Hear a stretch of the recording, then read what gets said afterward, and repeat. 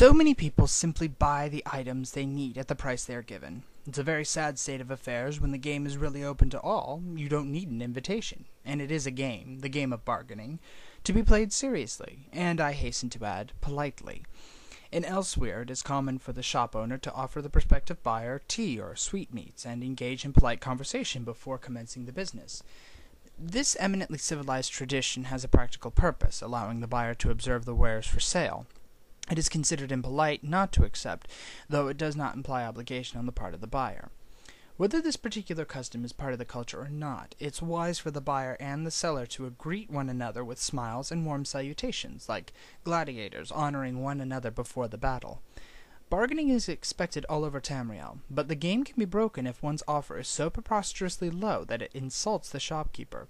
If you are offered something for 10 gold pieces, try offering 6 and see where that takes you. Do not look like you're very interested, but do not mock the quality of the goods, even if they deserve it. Much better to admire the quality of workmanship, but comment that, regretfully, you simply cannot afford such a price. When the shopkeeper compliments your taste, smile, but try to resist the flattery.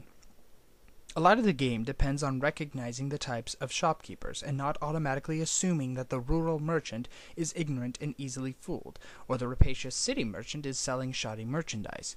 Caravans, it should be mentioned, are always good places to go to buy or trade. Knowing what you're buying and from whom is a talent bought only after years of practice. Know the specialities of certain regions and merchants before you even step in a shop. Recognize, too, the prejudices of the region. In Morrowind, where I hail from, for example, Argonians are viewed with a certain amount of suspicion.